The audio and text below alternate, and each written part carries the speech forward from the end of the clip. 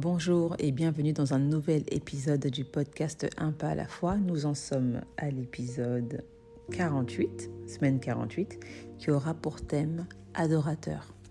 Donc j'ai choisi comme verset de référence le livre de Jean, chapitre 4, verset 24. Et ce verset nous dit « Dieu est esprit, et il faut que ceux qui l'adorent en esprit et en vérité. » Alors pour rappel, nous savons que Dieu est constitué en tripartite, c'est-à-dire qu'il y a Dieu le Père, Dieu le Fils et Dieu le Saint-Esprit. Et nous savons nous-mêmes que nous sommes composés d'un esprit, d'une âme et d'un corps. Donc c'est des révisions à faire, mais on a déjà vu ça en début d'année.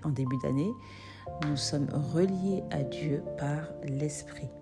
Avant d'être nés de nouveau, notre esprit était mort, et mort, ça veut dire séparé de Dieu. En passant par la nouvelle naissance en Jésus-Christ, nous sommes maintenant connectés par l'esprit. Nous sommes connectés à Dieu par notre esprit. C'est ce qui permet vraiment cette connexion. C'est comme ça que nous sommes reliés à lui. Quand on te dit que ton esprit était mort, ça ne veut pas dire que ton esprit n'existait pas. Chaque homme est doté d'un esprit, seulement il est séparé ou pas de Dieu. Lorsque l'on dit « il faut que ceux qui l'adorent », qu'est-ce que c'est adorer ? Adorer, c'est rendre un culte à Dieu. Qu'est-ce que rendre un culte ?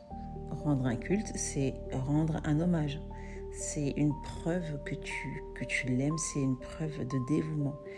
C'est quand tu témoignes d'un respect, d'une admiration envers lui.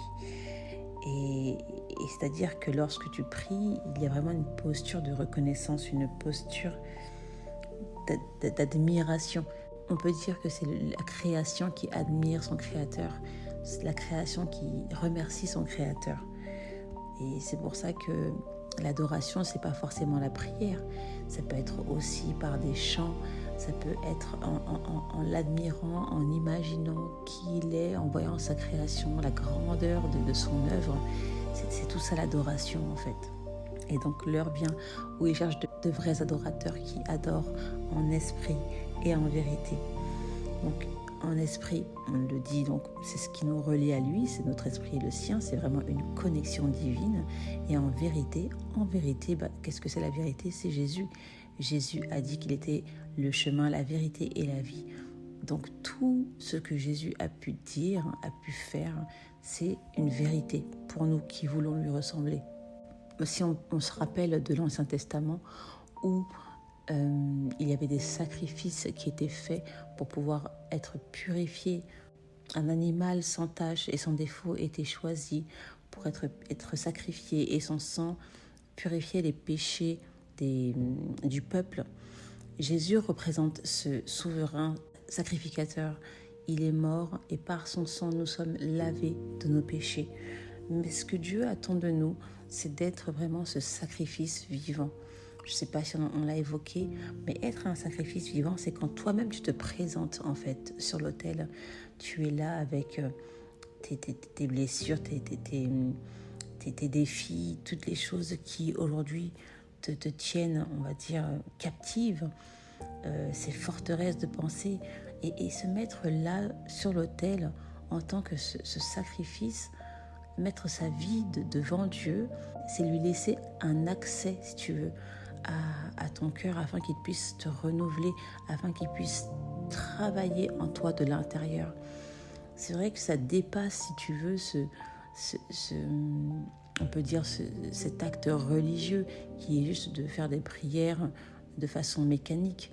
Non, Jésus travaille en profondeur, l'Esprit travaille en profondeur afin que tu puisses de plus en plus ressembler à ton Créateur, afin qu'il puisse t'enseigner, te révéler les choses qui je peux dire, t'éloignent de lui.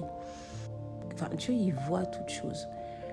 Il y a rien que tu puisses lui cacher. Donc, quand tu vas vers lui, sache qu'il sait déjà, en fait, il connaît déjà tes besoins, mais il a besoin que tu les prononces. Il a besoin qu'il y ait une attitude de cœur lorsque tu te présentes à lui afin qu'il puisse vraiment accéder à ton cœur et te transformer de l'intérieur. Donc, cette adoration, c'est ça qu'il recherche, parce que lorsque tu lis l'Ancien Testament et tous les rituels qui étaient faits par le peuple d'Israël, c'était des sacrifices de bonne odeur pour lui. Donc lui, il aime quand tu vas vers lui d'un cœur sincère. C'est pour lui un sacrifice de bonne odeur.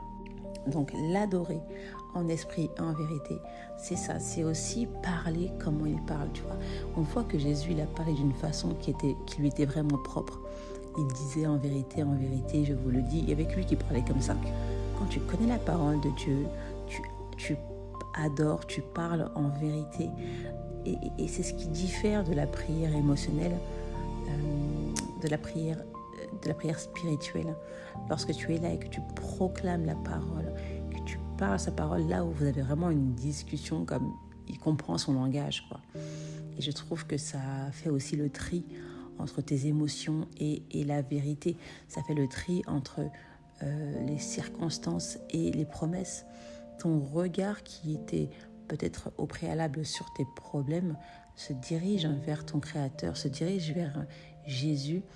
Et lorsqu'il est au centre, tout autour s'efface, tout autour n'a plus d'importance.